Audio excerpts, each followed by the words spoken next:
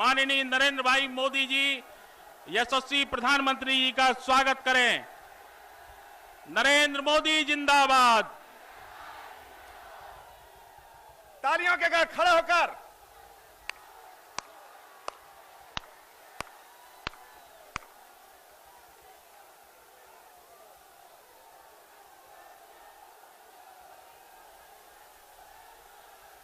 देश का गौरव, विश्व का शान।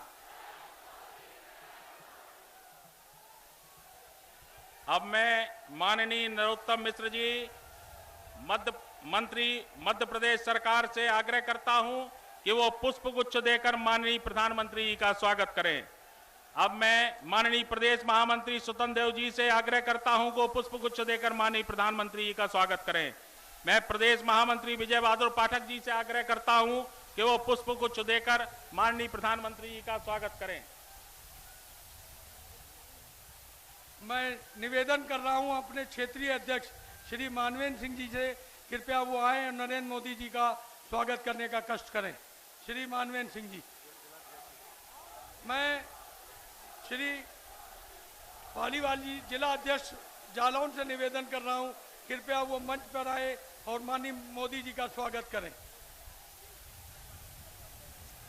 बड़ी माला से स्वागत हेतु सभी विधानसभा प्रत्याशियों से आग्रह है कि माननीय प्रधानमंत्री जी का स्वागत करें।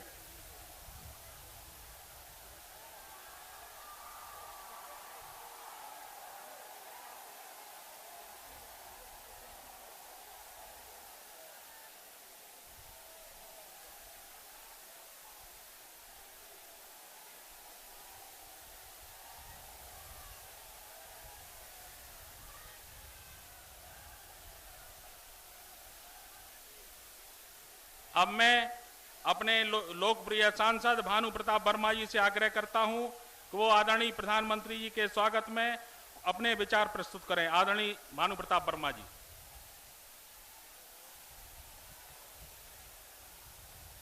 भारत माता की, भारत माता की, भारत माता की। हमारी इस जनपद जालौन की चुनावी सभा और परिवर्तन संकल्प रैली में मुख्य अतिथि के रूप में पधारे हम सब के नेता, गरीबों के हितैषी, नौजवानों के साथी, इस देश के यशस्वी माननीय प्रधानमंत्री नरेंद्र मोदी जी इस कार्यक्रम की अध्यक्षता कर रहे हमारे इस कानपुर क्षेत्र के एसी अध्यक्ष आदरणीय मानवेंद्र सिंह जी, प्रदेश के महामंत्री दोनों आदरणीय विजय बहादुर सिंह जी और स्वतंत्र देव सिंह जी, मध्य प्रदेश से पधारे हमारे मध्य प्रदेश सरकार के मंत्री आदरणीय नरोत्तम मिश्रा जी, हरिद्वार पूर्व मंत्री हरिद्वार द्विवेदी जी, बाबूराम निषाद जी। एक मिनट प्रशासन, एक मिनट, एक मिनट, लाठी नीचे करो। एक मिनट, लोग आराम से बैठ जाएंगे, चिंता मत करो, आराम से अपने कार्यकर्ता है, देवतुल्य कार्यकर्ता है। एक सेकेंड, आराम से, कोई आगे ना बढ़े, ये महिलाओं का ब्लॉक है। एक सेकेंड के लिए बस शांत हो जाओ, जहां है वहीं खड़े रहो। भारत माता की, भारत माता की। बस वही शांत, अपना कार्यक्रम है, शांत।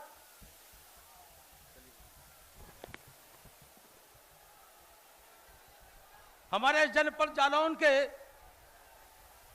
तीनों प्रत्याशी आदरणीय जो उरई से प्रत्याशी हैं, गौरी शंकर वर्मा जी, माधवगढ़ से मूलचंद निरंजन जी और कालपील से आदरणीय हमारे नरेंद्र सिंह जादौन जी, और हमारी पास की लगी हुई एक विधानसभा जो राठ है उसकी प्रत्याशी हमारी बहन मनीषा अनुरागी जी, मंच पर विराजमान है सभी नेतागण, यहाँ उपस्थित हमारे नौजवान साथियों, माताओं, बहनों, पत्रकार बंधुओं, मैं यहाँ खड़े हुए सभी अपने नौजवान साथियों से सिर्फ ये अपील करना चाहता हूं कि गरीबों के नेता, इस देश के प्रधानमंत्री, जो इस देश की गरीबों ने अपना नेता मान लिया है, ऐसे प्रधानमंत्री हमारे बीच उपस्थित हैं। मैं नौजवान साथियों से प्रार्थना करना चाहता हूं कि खड़े होकर जोरदार तालियों के साथ माननीय प्रधानमंत्री जी का हार्दिक अभिनंदन स्वागत करें।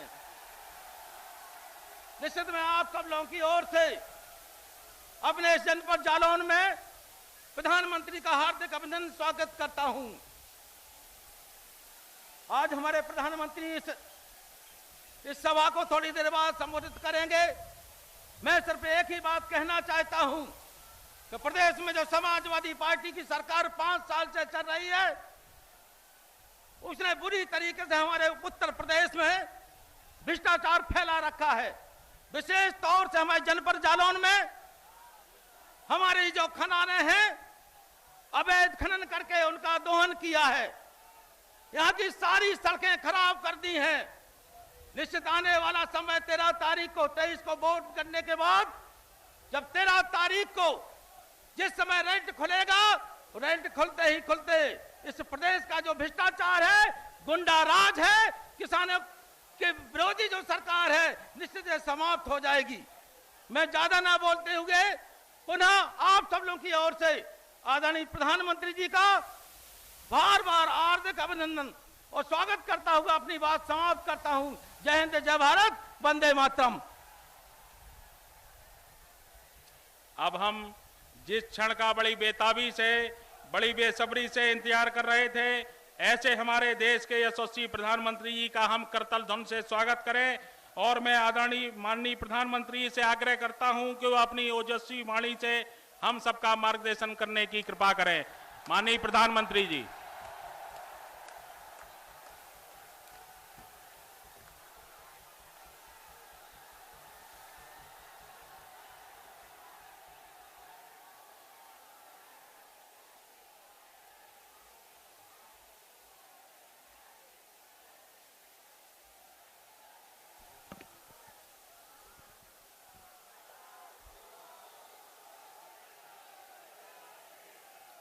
भारत माता की, भारत माता की। मंच पर विराजमान भारतीय जनता पार्टी के प्रदेश के महामंत्री श्रीमान विजय बहादुर पाठक जी, श्रीमान स्वतंत्र देव सिंह, श्रीमान मानवेंद्र सिंह जी, श्रीमान नरोत्तम मिश्र जी, संसद में मेरे साथी श्री भानु प्रताप वर्मा जी, प्रदेश के उपाध्यक्ष श्रीमान बाबूराम निषाद जी, जालौन जिला अध्यक्ष श्रीमान उदयन पालीवाल जी, श्रीमान आनंद राजपाल जी, श्रीमान नागेंद्र गुप्ता जी, श्रीमान हरद्वार दुबे जी, श्रीमान चंद्रभान राय जी, श्रीमान अनिल बहुगुणा जी। और इस चुनाव में भारतीय जनता पार्टी के उम्मीदवार माधवगढ़ से श्रीमान मूलचंद निरंजन जी, राठ से श्रीमती मनीषा अनुरागी जी, उरई से श्रीमान गौरी शंकर वर्मा जी, कालपी से श्रीमान नरेंद्र सिंह जादौन जी और विशाल संख्या में पधारे हुए मेरे प्यारे भाई और बहनों,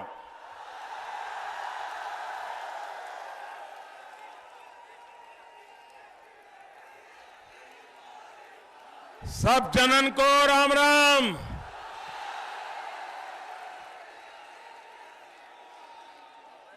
कायो कैसे हो? कहां हो रो? सपा, बसपा, कांग्रेस की सरकार ने मैं बुंदेलखंड में सब कुछ तबाह हो गयो। क्या मैं सही कह रहे हो कि नहीं कह रहे हो? तो मेरे साथ बोलिए, भारत माता की, भारत माता की।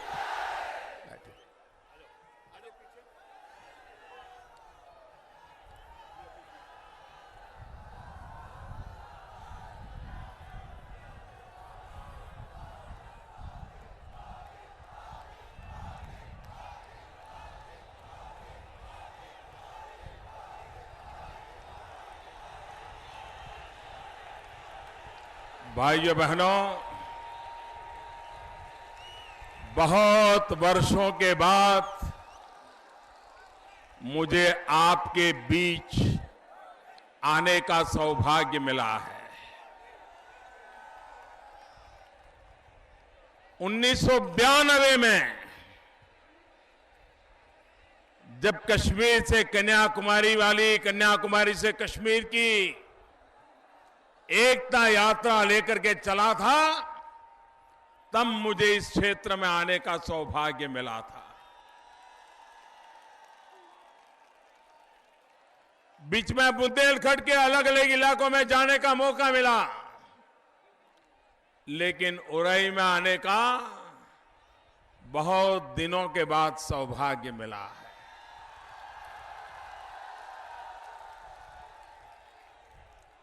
भाइयों बहनों,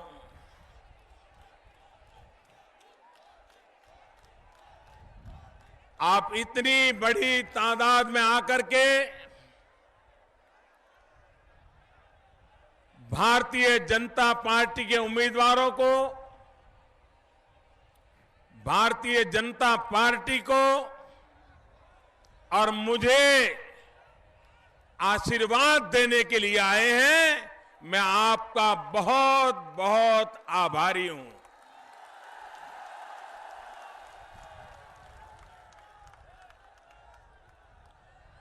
भाइयों बहनों, ये चुनाव किसकी सरकार बने या किसकी न बने, इतना सीमित उद्देश्य के लिए ये चुनाव नहीं है। ये चुनाव कौन मंत्री बने, कौन मुख्यमंत्री बने, कौन विधायक बने, कौन न बने, सिर्फ उसका फैसला करने के लिए नहीं है। बुंदेलखंड के लिए ये चुनाव एक बहुत बड़ा फैसला है। बुंदेलखंड को तय करना है, ये सपा बसपा से चक्कर से निकलना है कि नहीं निकलना है। ये सपा बसपा ने जो मुसीबतें डाली हुई है, उस मुसीबतों से बाहर आना है कि नहीं आना है। पूरे हिंदुस्तान में उत्तर प्रदेश की हालत खराब है।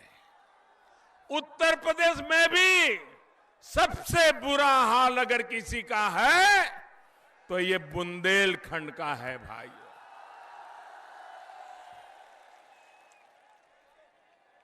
और ये इसलिए नहीं है कि बुंदेलखंड के लोगों में दम नहीं है, ये इसलिए नहीं है कि बुंदेलखंड की मिट्टी में ताकत नहीं है, ये इसलिए नहीं है कि बुंदेलखंड के पानी में ऊर्जा नहीं है। भाइयों बहनों, परमात्मा ने सब कुछ दिया है, लेकिन दुर्भाग्य से आपने उत्तर प्रदेश में ऐसी सरकारें बनाई है जिन सरकारों ने, उन नेताओं ने, उन मंत्रियों ने, उन मुख्यमंत्रियों ने, उन विधायकों ने आपको तबाह करके रखा हुआ है भाइयों। और इसलिए सपा हो, बसपा हो, कांग्रेस हो, ये सभी एक ही सिक्के के अलग अलग पहलू है। एक ही चट्टे बट्टे के लोग हैं। और इसलिए भाइयों बहनों, अब बुंदेलखंड को किसी की बात मानने की जरूरत नहीं है। मेरी भी मत मानिए। आप अपने आत्मा से पूछो कि क्या आपके साथ अन्याय हुआ है कि नहीं हुआ है। आपको उपेक्षित रखा गया है कि नहीं रखा गया। आपके हकों को छीना गया है कि नहीं छीना गया। क्या भाइयों बहनों, आपके साथ हर 5 साल जो भी आया आपको लूटता रहा, आपकी गिनती ही नहीं। उनको तो लगता है कहीं और से सीटें ले आएंगे, यहां के लोग कहां जाएंगे, उनको तो दबोच के रख देंगे। भाइयों बहनों, भारतीय जनता पार्टी आपको वादा करती है, भारतीय जनता पार्टी आपको वादा करती है कि अब उत्तर प्रदेश में जो सरकार बनेगी उसमें बुंदेलखंड की आवाज को सुनने की व्यवस्था होगी। भाई, उनकी समस्याओं के समाधान के लिए योजनाओं को लागू करने के लिए विशेष प्रावधान किया जाएगा। और इसलिए भारतीय जनता पार्टी ने कहा है कि उत्तर प्रदेश में बीजेपी की सरकार बनने के बाद एक स्वतंत्र बुंदेलखंड विकास बोर्ड बनाया जाएगा और मुख्यमंत्री के दफ्तर में ही उसकी निगरानी की व्यवस्था की जाएगी। वीकली उसका हिसाब मांगा जाएगा, साप्ताहिक रूप से हिसाब मांगा जाएगा। भाइयों बहनों,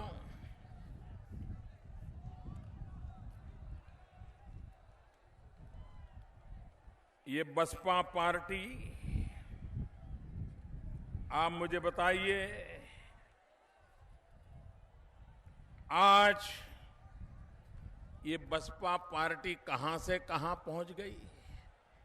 आपको मालूम है, जब 8 नवंबर रात को 8 बजे टीवी पर आकर के मैंने कहा कि बड़े बड़े लोगों ने जो गरीबों को लूटा है वो 1000 की नोट हो या 500 की, उनको गरीबों को लौटानी पड़ेगी।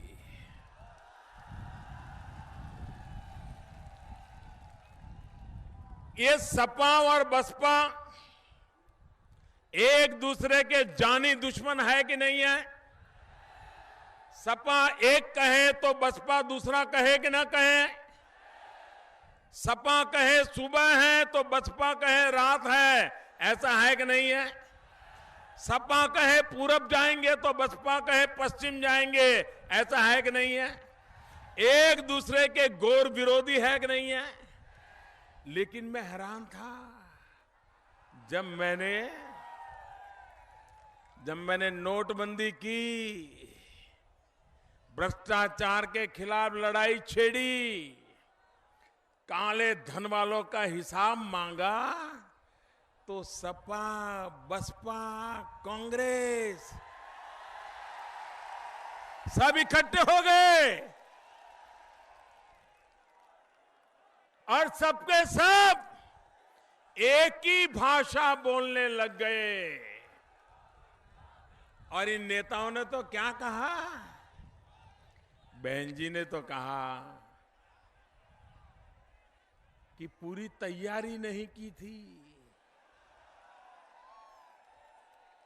सरकार ने नहीं की थी कि आपने नहीं की थी?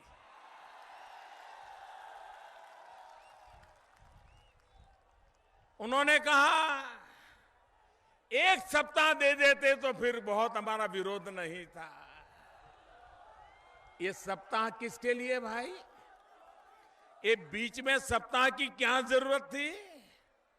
मुलायम सिंह ने भी यही कहा, अरे भाई पहले घोषणा करनी चाहिए थी, लोगों को तैयारी करने का मौका देना चाहिए था और उसके बाद लागू करना चाहिए था। अगर उसके बाद लागू करता तो ये नोटें बैंक में आती क्या? आती क्या? पूरा खेल खत्म हो जाता कि नहीं हो जाता? लूटने वाले लूट के चले जाते कि नहीं चले जाते? उनको नोटबंदी से ज्यादा परेशानी इस बात की है कि तैयारी करने का मौका नहीं मिला।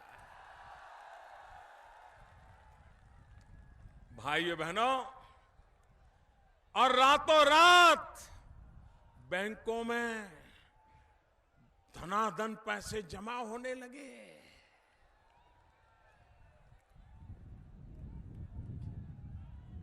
और फिर चिल्लाने लगे कि चुनाव आता है तभी मेरे भाई का हिसाब क्यों खोला जाता है, चुनाव आता है तभी बीएसपी ने 100 करोड़ रुपया जमा किया तो उसकी चर्चा क्यों हो रही है।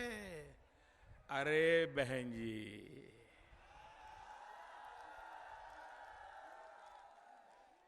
चुनाव आया इसलिए चर्चा नहीं हो रही है, आपने नोटबंदी के बाद अभी अभी जमा किया इसलिए चर्चा हो रही है। भाइयों बहनों, अब तो बीएसपी का नाम ही बदल गया है। अब वो बहुजन समाज पार्टी नहीं रही है। बहुजन तो सिर्फ बहन जी में समेट गया। अक्षर वही है, जगह बदल गई। अब वो बहुजन बहन जी बन गया और पूरी पार्टी बहन जी संपत्ति पार्टी बन गई। आप मुझे बताइए, जो अपने लिए धन जमा करते हैं वो कभी आपका भला करेंगे क्या? आपकी समस्याओं का समाधान करेंगे क्या? और इसलिए भाइयों बहनों, सपा हो, बसपा हो, कांग्रेस हो, इनको आपने देख लिया है, परख लिया है। 70 साल के बाद भी पीने का पानी तक नहीं दे पाए। क्या उनके भरोसे आगे भी आपकी गाड़ी चलेगी क्या? हिम्मत के साथ सपा, बसपा, कांग्रेस को पूरे बुंदेलखंड में से चुन चुन करके साफ कर दीजिए भाइयों बहनों। उनको ऐसी सजा दीजिए, ऐसी सजा दीजिए कि दोबारा ये बुंदेलखंड को टेकन फॉर ग्रांटेड मानते हैं ना, ये तो हमारी जेब में है, जाएगा कहां? ये जो सोच करके बैठे हैं ना, वो ठिकाने पर आ जाएंगे, लाइन में लग जाएंगे भाई। और इसलिए भाइयों बहनों, मैं आज बुंदेलखंड वासियों से यह आग्रह करने आया हूं, 70 साल में बुंदेलखंड की जो बर्बादी हुई है वो 5 साल में अगर ठीक करना है। यहां इतना बड़ा गड्ढा है, इतना बड़ा गड्ढा है कि बुंदेलखंड को उस गड्ढे में से बाहर निकालना है ना, तो अकेले लखनऊ का इंजन काम नहीं आएगा, अकेले दिल्ली का इंजन भी काम नहीं आएगा। बुंदेलखंड को इन मुसीबतों के गड्ढे से बाहर निकालना है तो उत्तर प्रदेश में लखनऊ का भी बीजेपी का इंजन लगाना पड़ेगा और दिल्ली में भाजपा के प्रधानमंत्री का इंजन भी लगाना पड़ेगा, तब जाकर के बाहर आएगा भाई। और इसलिए भाइयों बहनों, मैं आपको विश्वास दिलाने आया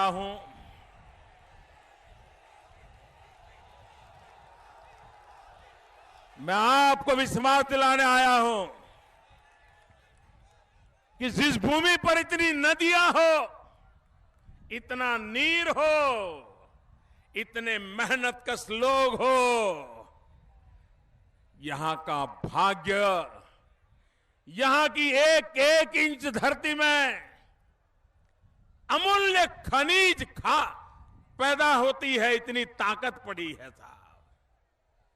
लेकिन भाइयों बहनों, यहां अगर कोई सबसे बड़ा उद्योग पनपा है तो वो क्या उद्योग पनपा है?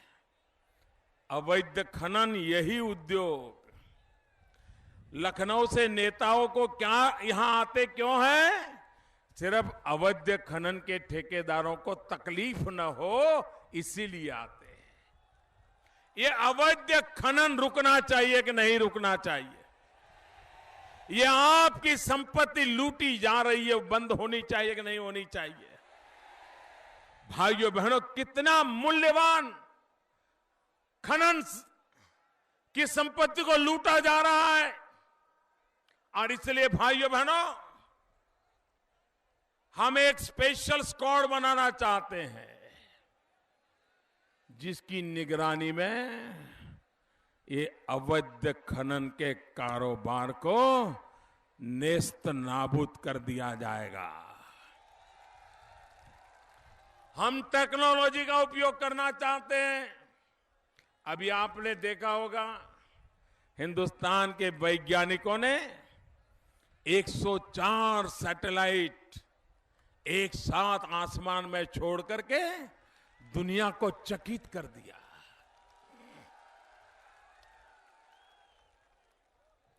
भाइयों बहनों,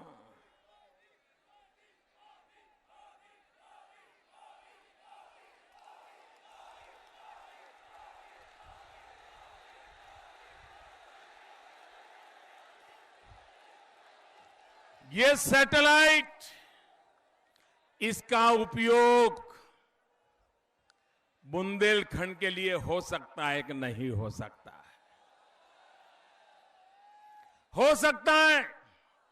ये जो सैटेलाइट है, उसके द्वारा कौन सी खदान कहां पर है, उसकी बाउंड्री कितनी है, सीमा कितनी है, हर दिन उसमें से क्या बदलाव हुआ, कितनी खुदाई हुई, ये सारा सैटेलाइट से नापा जा सकता है।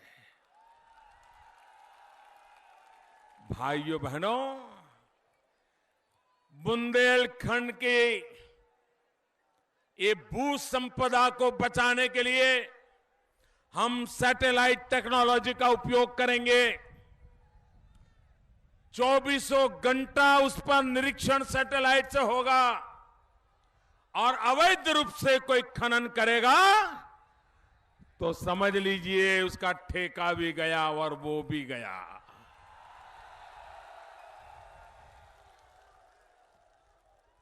ये बुंदेलखंड के लोग, उनको पूछो, किसी भी बुंदेलखंड वाले को पूछो क्या करते हो भाई, तो 4 में से एक तो ऐसा ही कहेगा, मैं ठेकेदार हूं।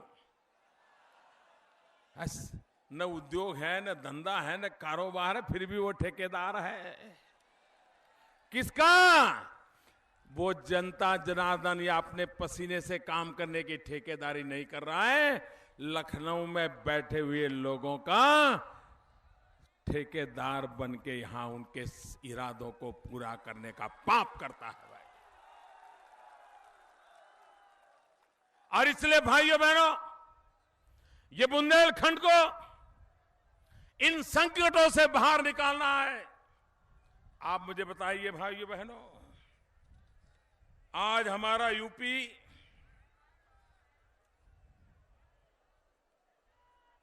गरीब से गरीब मां बाप भी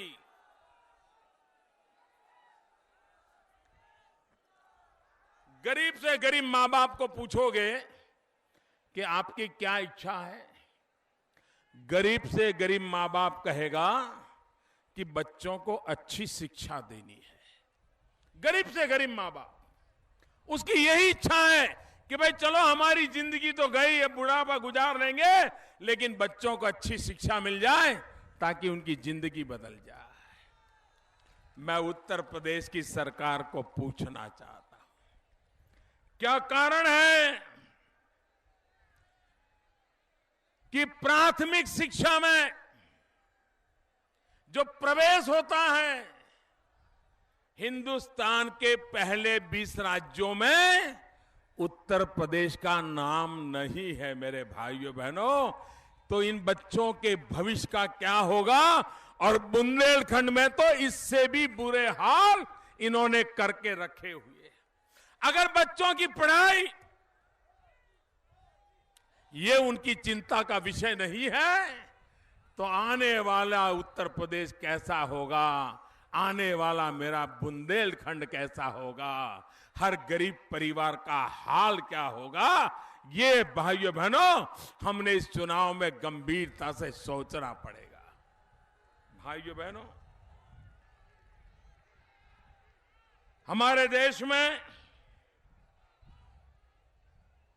प्रति व्यक्ति आय एवरेज औसत कितनी कमाई करता है एक व्यक्ति? आज मुझे दुख के साथ कहना पड़ता है कि हिंदुस्तान का सबसे बड़ा राज्य ये प्रति व्यक्ति आय में भी पहले 20 राज्यों में उसका नामो निशान नहीं है।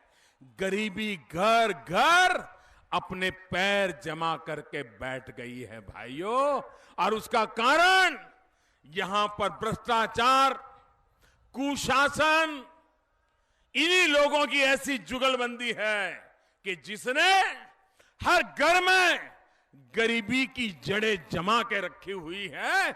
उन गरीबी से हर परिवार को बाहर लाना है, और इसलिए भाइयों बहनों सपा बसपा कांग्रेस के चक्कर से निकलना पड़ेगा। मेरे भाइयों बहनों,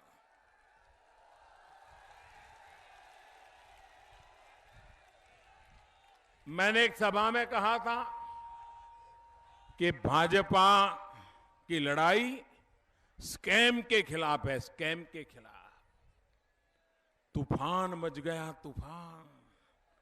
मैंने कहा स्कैम के खिलाफ लड़ाई है।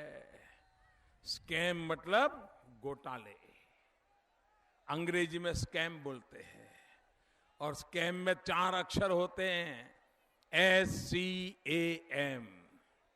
और इसलिए मैंने कहा स्कैम का मतलब है S Samajwadi, C Congress, A Akhilesh, M Mayawati.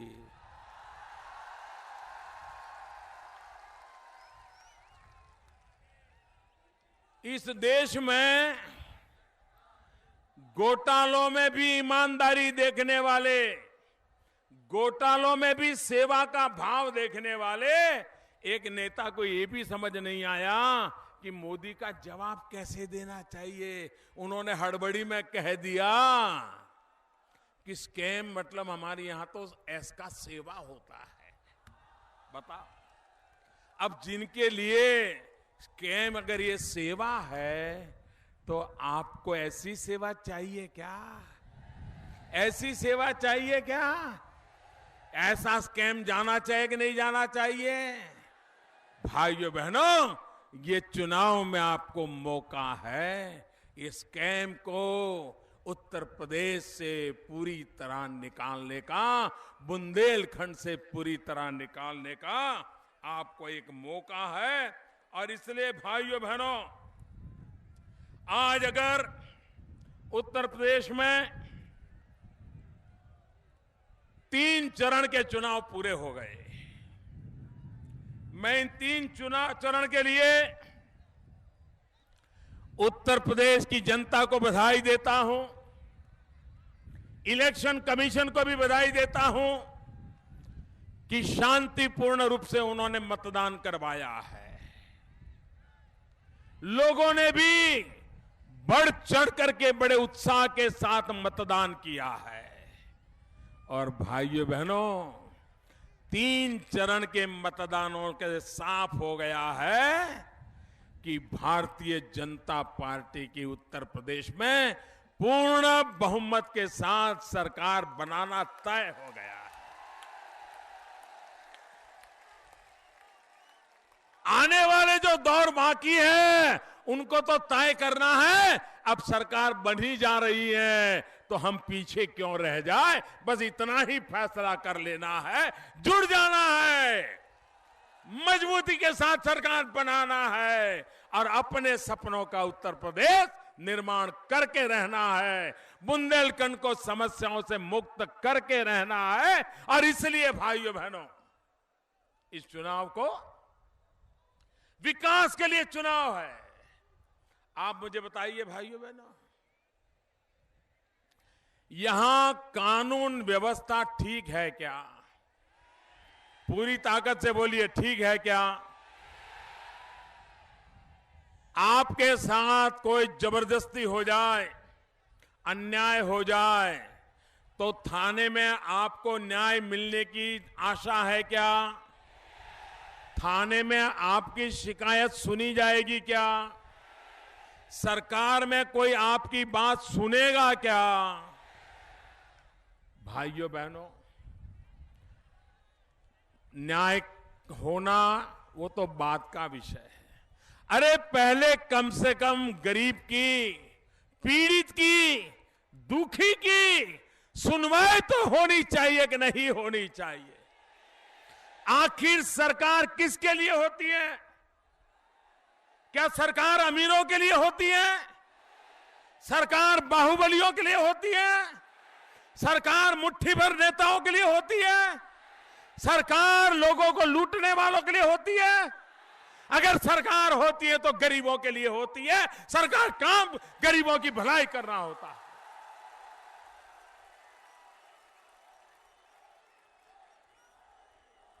लेकिन भाइयों बहनों,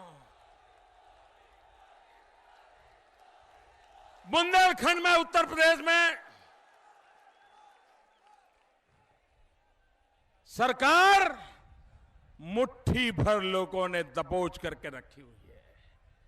और यहां के थाने, जब सपा की सरकार हो तो थाना सपा का कार्यालय बन जाता है।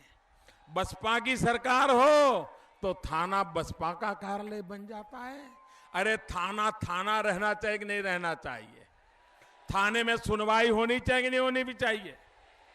गुनहगारों को पकड़ना कि नहीं पकड़ना? उनके ऊपर केस दर्ज होना चाहिए कि नहीं होना चाहिए? मां बहनों की सुरक्षा होनी चाहिए कि नहीं होनी चाहिए? आप मुझे बताइए भाइयों बहन, यहां पर गांव के जो गरीब लोग हैं, निर्दोष लोग हैं, उनकी जमीनों को ये बाहुबली लोग गैर कानूनी कब्जा कर लेते हैं कि नहीं कर लेते? हड़प कर लेते कि नहीं कर लेते? आप मुझे बताइए, हड़प कर लेते कि नहीं कर लेते? भाइयों बहनों, जो आपकी जमीन हड़प करते हैं, जो आपके मकानों पर कब्जा कर लेते हैं, मैं बुंदेलखंड वासियों को वादा करने आया हूं कि उत्तर प्रदेश में भारतीय जनता पार्टी की सरकार बनने के बाद ये गैर कानूनी कब्जा करने वाले लोग हैं, उनके खिलाफ एक बहुत बड़ी मुहिम चलाई जाएगी। एक स्पेशल सेल बनाया जाएगा और जो मालिक है उसको वो लौटाया जाएगा और हड़प करने वाले को सलाखों के पीछे जगह बना दी जाएगी। भाइयों, ये सब संभव है भाइयों। कुछ लोगों ने तो मान के बैठे हैं कि भाई बुंदेलखंड का तो हाल ऐसा है कि यहां कुछ हो ही नहीं सकता। क्या ये सच्चाई है क्या? ये सच्चाई है क्या?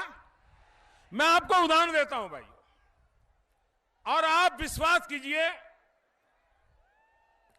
पूरे उत्तर प्रदेश में बुंदेलखंड को नंबर 1 बनाया जा सकता है, 1 नंबर बनाया जा सकता है। आपको मैं मेरा अनुभव बताता हूं। मैं गुजरात में मुख्यमंत्री था, कई वर्षों तक मुझे वहां मुख्यमंत्री के नाते सेवा करने का मौका मिला। गुजरात में एक जिला है कच्छ, और वहां भी बहुत बड़ा रेगिस्तान है, और रेगिस्तान के उर पार पाकिस्तान है, ऐसा वो जिला है। आज से 20 साल पहले अगर किसी सरकारी मुलाजिम की कच्छ में ट्रांसफर होती थी तो वो ये मानता था कि मेरी काले पानी की सजा हुई है। और कच्छ में, हिंदुस्तान में सब जगह पे जनसंख्या वृद्धि होती थी, लेकिन कच्छ जिला ऐसा था कि जहां जनसंख्या कम होती जा रही थी। क्यों? पानी नहीं था, खेती नहीं थी, रेगिस्तान था, उद्योग नहीं था, सब लोग छोड़ छोड़ करके चले जाते थे। 2001 में भूकंप आया। भूकंप के बाद हमने काम शुरू किया। भाइयों बहनों, जो जिला हिंदुस्तान के सबसे पिछड़े जिलों में जिसका नाम था, आज हिंदुस्तान के, सिर्फ गुजरात के नहीं, हिंदुस्तान के सबसे तेज गति से आगे जाने वाले जिलों में उसका नाम दर्ज हो गया भाई। ये मेरे बुंदेलखंड के भी कई नौजवान कच्छ के अंदर रोजी रोटी कमा रहे, कच्छ तक गए हैं वो। भाइयों बहनों, अगर इरादा नेक हो, विकास करने का विजन साफ हो, और करके रहने के लिए संकल्प शक्ति हो, तो ये मेरा बुंदेलखंड भी आगे बढ़ सकता है। भाइयों बहनों, आज पूरे उत्तर प्रदेश में अगर किसानों का सबसे ज्यादा बुरा हाल हो तो कहां पर है? कहां पर है? बुंदेलखंड में है कि नहीं है? है कि नहीं है? भाइयों बहनों, मैं भारतीय जनता पार्टी के नेताओं को अभिनंदन करता हूं कि बीजेपी के नेताओं ने, उत्तर प्रदेश भारतीय जनता पार्टी की इकाई ने एक बहुत बड़ा महत्वपूर्ण फैसला किया है, और ये महत्वपूर्ण फैसला है किसानों की कर्ज माफी का। भाइयों बहनों, मैं उत्तर प्रदेश का सांसद हूं। उत्तर प्रदेश ने मुझे सांसद बनने का सौभाग्य दिया है, और उत्तर प्रदेश ने मुझे इतना भारी बहुमत दिया, बुंदेलखंड ने भी इतनी मदद कर दी कि भाइयों बहनों, मुझे प्रधानमंत्री बनने का भी सौभाग्य आपने दिया। मैं आज उत्तर प्रदेश के सांसद के नाते बुंदेलखंड के मेरे किसान भाइयों को विश्वास दिलाना चाहता हूं। 11 मार्च को चुनाव के नतीजे आएंगे, 2-4 दिन में सरकार गठित हो जाएगी, सरकार की पहली कैबिनेट की मीटिंग होगी। यूपी के सांसद के नाते मैं ये जिम्मेवारी लेता हूं कि पहली मीटिंग में ही किसानों की कर्ज माफी का फैसला हो जाएगा।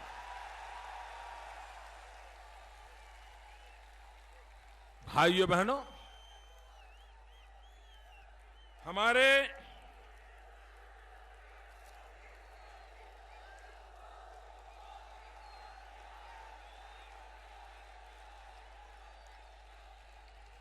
हमारा किसान, यहां पर सबसे बड़ी मुसीबत है अन्न प्रथा की। किसान परेशान है अन्न प्रथा के कारण, है कि नहीं है? क्या उसका कोई उपाय नहीं है? उपाय है। भाइयों बहनों, मैंने ऐसे ऐसे एनजीओ के साथ काम किया हुआ है जो गाय दूध नहीं देती है, उस गाय को भी उस प्रकार से रखरखाव किया जा सकता है कि हर साल 40,000 रुपये की अतिरिक्त कमाई दे सकती है गाय। 40,000 रुपये की कमाई। भाइयों बहनों, भारतीय जनता पार्टी की सरकार विशेषकर बुंदेलखंड में ये जो अन्न प्रथा के कारण मेरे किसान परेशान है, उन पशुओं से भी किस प्रकार से खाद्य मिले, उन खाद की कैसे बिक्री हो, उसमें से कमाई कैसे हो, उसमें से उन पशुओं का पालन कैसे हो और उसमें से किसान को भी मुनाफा कैसे हो, उसकी एक पूरी व्यवस्था बना दी जाएगी। मेरा किसान भी बच जाएगा, मेरा पशु भी बच जाएगा, ऊपर से किसान के घर में, पशुपालक के घर में कमाई के में भी बढ़ोतरी हो जाएगी। ये सब संभव है भाइयों, ये मुश्किल नहीं है। लेकिन भाइयों बहनों, उनको इन कामों को करना नहीं है। और इसलिए भाइयों बहनों, आप मुझे बताइए, बुंदेलखंड में हम लोगों ने एक अटल जी का सपना था, रिवर ग्रिड का, नदियों को जोड़ने का, केन बेतवा को जोड़ने का हमने बीड़ा उठाया है। इस केन बेतवा के द्वारा कुछ लोगों को लगता है कि मेरे यहां पानी पहुंचेगा कि नहीं पहुंचेगा, लेकिन भाइयों बहनों, विज्ञान कहता है कि अगर केन बेतवा जोड़ दी गई और पानी जमीन में जाना शुरू हो गया तो पूरे बुंदेलखंड में जब पानी बहुत नीचे गया है, वो पानी ऊपर आना शुरू हो जाएगा। हर कोने में किसान को उसका लाभ होगा, इतना बड़ा फायदा होगा। और इसलिए भाइयों बहनों, पूरे बुंदेलखंड को, इस जमीन को सजल बनाना, ये जमीन में पानी की ताकत लाना, ये बड़ा फैसला हम बुंदेलखंड में करके दिखाना चाहते हैं। भाइयों बहनों, भाइयों बहनों, बुंदेलखंड में आप मुझे बताइए, हमारे देश में खाद के दाम, फर्टिलाइजर के दाम, यूरिया की स्थिति, भाइयों बहनों, 2 साल पहले किसान को पहले समय पर यूरिया मिलता था क्या? जितना चाहिए उतना यूरिया मिलता था क्या? जब चाहे उतना यूरिया मिलता था क्या? जहां से लेना है वहां से यूरिया मिलता था क्या? यूरिया के लिए लाइन कतार लगानी पड़ती थी कि नहीं करना पड़ती थी? कभी कभी पुलिस वाले आकर के डंडे मारते थे कि नहीं मारते थे? यूरिया ब्लैक में खरीदना पड़ता था कि नहीं? काले बाजारी में लाना पड़ता था कि नहीं? भाइयों बहनों, 2 साल हो गए, 2 साल हिंदुस्तान में कहीं पर भी एक भी किसान ने, एक भी सरकार ने यूरिया के लिए शिकायत नहीं की है। ये कैसे हुआ? कैसे हुआ? कैसे हुआ भाइयों? भाइयों बहनों, इसलिए हुआ कि हमने जहां जहां चोरी होती थी ना, वहां बूथ टाइट कर दिए, ऐसे स्क्रू टाइट कर दिए, ऐसे स्क्रू टाइट किए, चोरी के रास्ते ही बंद हो गए। पहले यूरिया की क्या चोरी होती थी? यूरिया कारखाने से निकलता था और कारखाने से निकलने के बाद खेत में जाना चाहिए, खेत में नहीं जाता था, वो केमिकल वालों की फैक्ट्री में चोरी छुपी चला जाता था और केमिकल फैक्ट्री वालों के लिए वो रॉ मटेरियल के नाते उपयोग आता था। वे उसका उपयोग करके और चीजें बना करके बड़े दामों से दुनिया के बाजार में बेचते थे। किसान के नसीब नहीं आता था। हमने एक महत्वपूर्ण काम किया। हमने क्या किया? यूरिया का नीम कोटिंग कर दिया। ये नीम कोटिंग बहुत बड़ा विज्ञान नहीं है भाई। किसी को लगता होगा नीम कोटिंग शब्द पता नहीं मोदी ने क्या किया होगा। बड़ा सिंपल है। गांव में गरीब माताओं बहनों को कहा कि जो नीम का पेड़ है उसकी जो फली है वो जरा इकट्ठी कीजिए, हम आपको उसके पैसे देंगे। लोगों ने नीम की फली इकट्ठी करने लगी, माताएं बहनें। हमने उस नीम की फली का तेल निकाला और उस तेल को यूरिया में मिक्स कर दिया और उसके कारण अब वो यूरिया, मुट्ठी भर यूरिया भी खेत के सिवाय कहीं काम नहीं आ सकता है। और इसलिए जितना यूरिया होता था वो अब खेत में जाने लगा। और फायदा ये हुआ कि पहले यूरिया से जो आय होती थी, पैदावार होती थी, नीम कोटिंग यूरिया के कारण धान में 5% से 15% वृद्धि हो गई। किसान का मुनाफा हो गया। ये काम हमने करके दिखाया भाइयों बहनों। हमारे देश में एक बार दाम बढ़ते हैं, उसके बाद कभी कम नहीं होते हैं। डीएपी, भाइयों बहनों, एक बार जब चौधरी चरण सिंह जी प्रधानमंत्री थे, एक बार खाद की कीमत कम हुई थी। बाकी इतनी सरकारें आई, इतने प्रधानमंत्री आए, कभी कम नहीं हुई। हमने आकर के पहली बार भाइयों बहनों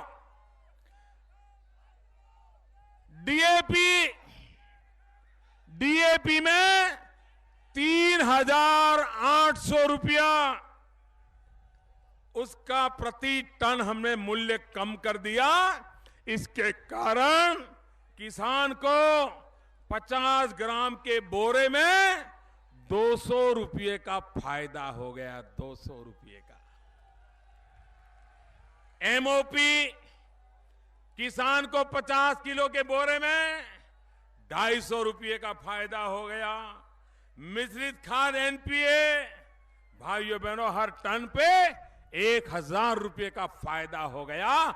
ये किसानों के लिए काम करने वाली आपने दिल्ली में सरकार बिठाई है, उत्तर प्रदेश में भी बिठाई है। आप देखिए किसानों के जीवन में हम बदलाव लाते हैं कि नहीं लाते हैं। भाइयों बहनों, जैसे मैंने कहा, हम विकास को 4 मंत्र लेकर के चल रहे हैं। किसान को सिंचाई मिले, बालकों को पढ़ाई मिले, युवकों को कमाई मिले और बुजुर्गों को दवाई मिले। किसान को सिंचाई, बालक को पढ़ाई, युवा को कमाई, बुजुर्गों को दवाई। लेकिन भाइयों बहनों, आप मुझे बताइए, ये दवाई, बीमार पड़ना महंगा हो गया कि नहीं हो गया? गरीब के घर में कोई एक बीमार हो जाए तो उसकी जिंदगी भर की कमाई तबाह हो जाती है कि नहीं हो जाती है? दवाई महंगी है कि नहीं है? आपने मुझे प्रधानमंत्री बनाया, मैंने तय किया कि गरीब को ये महंगी दवाई से मुक्ति दिलानी चाहिए। 700 दवाइयां हमने ऐसी निकाली जो कैंसर में काम आती हो, डायबिटीज में काम आती हो, हार्ट अटैक में काम आती हो। और जो दवाई 30-30 हजार रुपए में बिकती थी, उसकी कीमत 2500 3000 कर दी भाइयों। जो दवाई 80 रुपये में बेचती थी, उस दवाई को मैंने 12 रुपये में ला करके खड़ा कर दिया। मुझे बताइए, गरीब को सस्ते में दवाई मिलनी चाहिए कि नहीं मिलनी चाहिए? यह हमने करके दिखाया है। भाइयों बहनों, आज मेहनत का आदमी के जीवन में भी हृदय रोग की बीमारी आ जाती है, अचानक दिल का दौरा पड़ जाता है। बेचारे भागे भागे परिवार के लोग डॉक्टर के पास जाते हैं, और डॉक्टर भी हम लोगों को मालूम तो है नहीं अंदर क्या बिगड़ा है, दिखता तो है नहीं। वो कहता है स्टेंट लगाना पड़ेगा, स्टेंट। उत्तर प्रदेश के लोग कहते हैं छल्ला लगाना पड़ेगा, छल्ला। हार्ट की जो नली है, नली के अंदर एक और पाइप रख करके उसको खोलना पड़ेगा, और फिर वो अंदर ले जाते हैं। फिर कहते हैं कि देखो ये छल्ला लगवाओगे तो 45,000 रुपया होगा, लेकिन 5-10 साल से ज्यादा जिंदा नहीं रहेगा। ये छल्ला लगवाओगे तो विदेश का है, 1.5 लाख रुपया खर्चा होगा, लेकिन जिंदगी में कभी दोबारा तकलीफ नहीं होगी। तो गरीब आदमी को भी लगता है कि भाई जिंदा तो रहना है, और इसलिए वो 1.5 लाख का छल्ला लगवाने के लिए हाँ बोल रहा है। बेचारा मकान गिरवी रख देता है, जमीन गिरवी रख देता है, कर्ज कर देता है, बेटे की, बहू की, मां की तबीयत बचाने के लिए, छल्ला लगवाने के लिए 1 लाख 1.5 लाख खर्च कर देता है। मेरे मन में आया कि गरीब कैसे लाएगा 1.5 लाख रुपया। मैंने छल्ला वालों को बुलाया, मैंने कहा इधर आओ।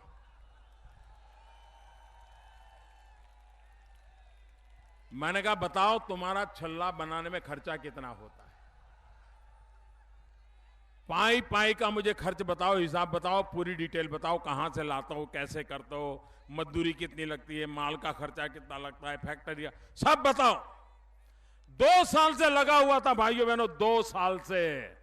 आखिरकार मैंने उनको मजबूर कर दिया, और जो 45,000 का छल्ले के पैसे लूटते थे, 7,000 रुपये पर ला करके रख दिया। जो 1.5 लाख रुपए का छल्ला लगाते थे, उनको 25-27 हजार रुपया पर ला करके रख दिया। बताइए भाइयों बहनों, ये गरीब के लिए काम हुआ कि नहीं हुआ? गरीब की बीमारी में मदद करने का काम है कि नहीं है? वो छल्ला बनाने वाले क्या करेंगे? वो मोदी करेंगे क्या? ये छल्ला बनाने वाले मोदी करेंगे क्या? अब जिनका तो सारा दुकान पे ताले लग गए, उनके पैसे जो बेईमानी से लूटते थे बंद हो गया, अब वो मोदी के खिलाफ षड्यंत्र करेंगे कि नहीं करेंगे? करेंगे कि नहीं करेंगे? अरे भाइयों बहनों, जिन्होंने आपको लूटा है, कितने ही षड्यंत्र करें, लेकिन आपकी रक्षा करने का मेरा रास्ता मैं कभी छोड़ने वाला नहीं हूं, क्योंकि आपने मुझे आशीर्वाद दिया। आपने मुझे आशीर्वाद दिया है, गरीबों के लिए ही तो मुझे बिठाया है। भाइयों बहनों, गरीबी क्या होती है ये देखने के लिए मुझे किसी झुग्गी झोपड़ी में जाने की जरूरत नहीं पड़ती।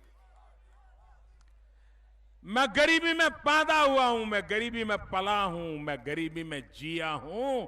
गरीबी क्या होती है वो मेरे जहन में पड़ा हुआ है, और इसलिए भाइयों बहनों, ईश्वर ने मुझे, जनता जनार्दन ने मुझे गरीबों के काम करने के लिए भेजा है, और इसलिए मुझे गरीबों के लिए कुछ न कुछ करके रहना है।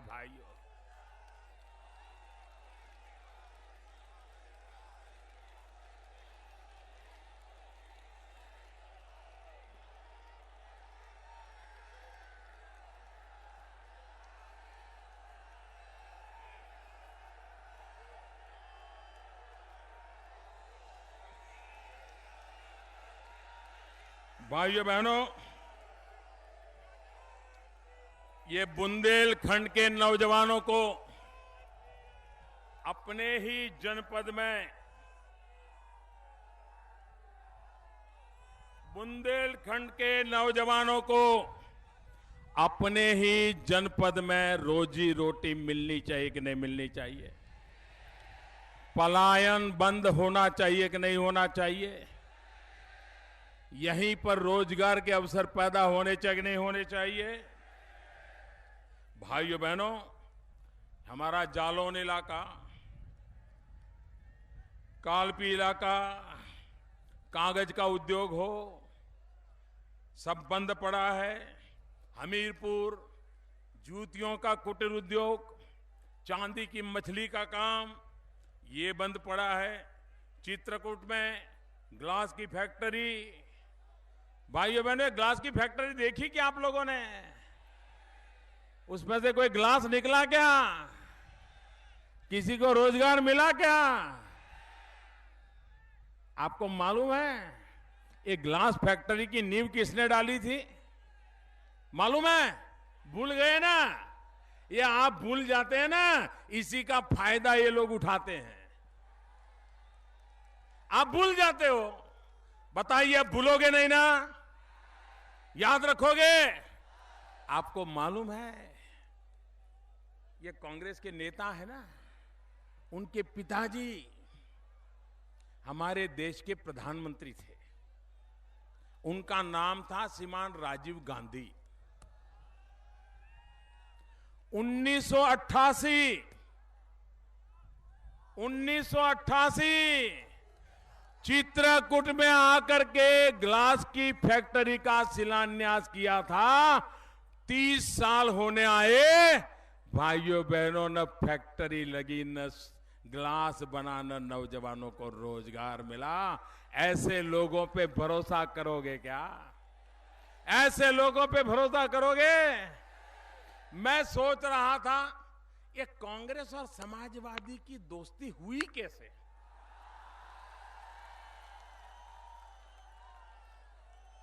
भाइयों बहनों, कारण बड़ा साफ साफ है कि ग्लास की फैक्ट्री लगने वाली नहीं तो भी शिलान्यास अगर राजीव गांधी कर सकते हैं, और अखिलेश जी मेट्रो नहीं है तो भी मेट्रो का उद्घाटन कर सकते हैं, तो ऐसे लोगों की दोस्ती होना बड़ा स्वाभाविक है।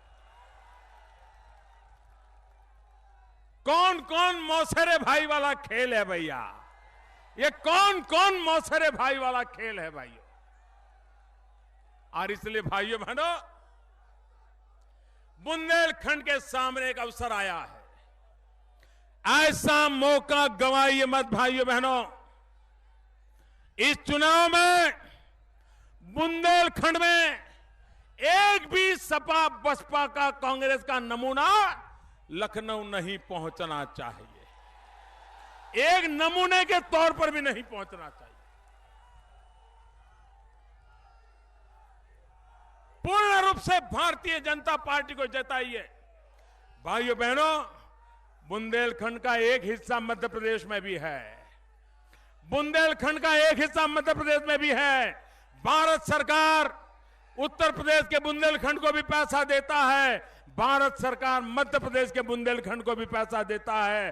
उत्तर प्रदेश का सरकार बुंदेलखंड में पूरे पैसे भी खर्च नहीं कर पाती है। भारत सरकार के दिए हुए पैसे पड़े रहते हैं। मध्य प्रदेश बुंदेलखंड के लिए भारत सरकार ने जो पैसे दिए उसमें अपने राज्य की तरफ से और जोड़ के ज्यादा खर्च करके दिखाता है। भाइयों बहनों, उत्तर प्रदेश का बुंदेलखंड किसान पानी के बिना मरता है। मध्य प्रदेश के बुंदेलखंड ने पानी का काम पूरा किया, गेहूं की बुआई बढ़ा दी। उत्तर प्रदेश के बुंदेलखंड में बुआई कम हो गई। भाई, सरकार अच्छी हो तो पैसों का सदुपयोग कैसे होता है, वो भारतीय जनता पार्टी की मध्य प्रदेश की सरकार ने मध्य प्रदेश वाले बुंदेलखंड में करके दिखाया है। अगर मध्य प्रदेश में हो सकता है तो उत्तर प्रदेश के बुंदेलखंड में हो सकता है कि नहीं हो सकता है? हो सकता है कि नहीं हो सकता है? हमें करना है भाइयों, हमें ये करके दिखाना है। और आपकी आंखों के सामने 5 साल के भीतर भीतर करके दिखाना है। और इसलिए हमें आपके आशीर्वाद चाहिए।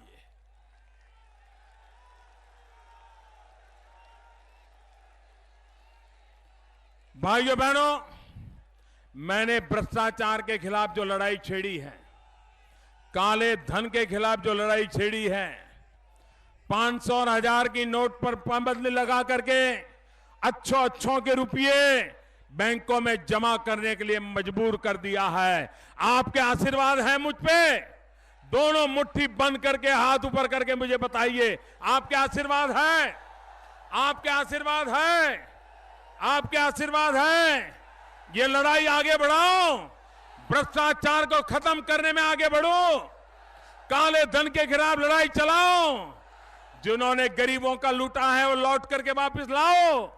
अरे इतने जनता जनार्दन के आशीर्वाद है, ये होके रहेगा। भाइयों बहनों, दोनों मुट्ठी बंद करके मेरे साथ बोलिए, भारत माता की, भारत माता की, भारत माता की। बहुत बहुत धन्यवाद भाइयों।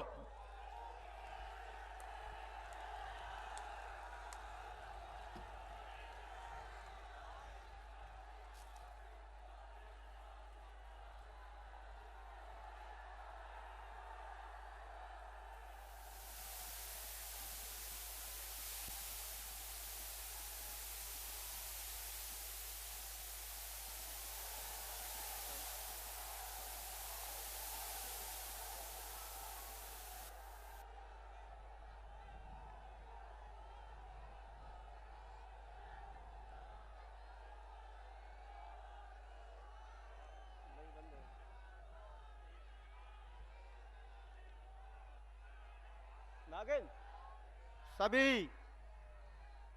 इस कार्यक्रम में आज जो लोग उपस्थित आए हैं उन सभी लोगों का इस मंच के माध्यम से हार्दिक अभिनंदन वंदन स्वागत करता हुआ सभा समापन की घोषणा करता हूं। भारत माता की जय।